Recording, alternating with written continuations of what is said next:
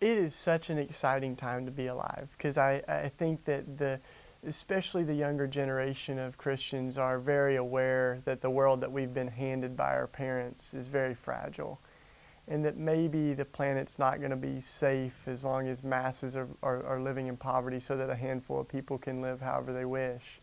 And there's a lot of folks that I think just aren't willing to settle for a Christianity that just promises life after death, while everybody's really asking, well, is there life before death? Like, doesn't this gospel have anything to offer this world, you know, that is so filled with suffering and pain and violence? Young people have often been on the vanguard of social change.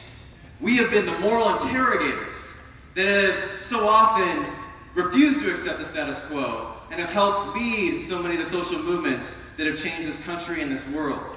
That is a rich legacy, and it's a legacy that all of us can be a part of. Young people are going to be the leaders of this movement. It's not these kings and presidents and, you know, powers that bring about peace, but it's a little kid, David, you know, that can take a Goliath, you know, and they try to put the armor on him, and he's like, no, I just need a little few stones and a slingshot, you know, and it's a barren woman that becomes the mother of a nation. It's in our own weakness, in our own like humility and innocence, that I think God is able to move so powerfully. So I'm excited that Jesus took a ragtag bunch of 12 that we're looking pretty rusty around the edges, you know. I mean, one denies, another betrays, you know, all this, and yet, like, in the middle of all that, God moves, and I see that happening right now, that there are little groups of young people that are transforming neighborhoods and transforming the church. We wanted to do something in Columbus that really was a show of how many people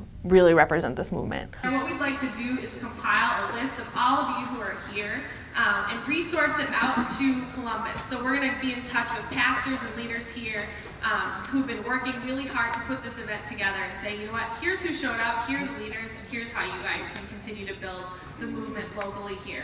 We didn't just bring 350 people together for dinner and, you know, a few laughs, but really the important thing is that people are making connections and starting to network with each other, finding things in common, and realizing that, you know, there are people out there who think like they do. It is a justice revival. It is a movement of people that are connecting our, you know, our commitment and love for God with our love for our neighbor in a way that captures the holistic vision of the cross, I think.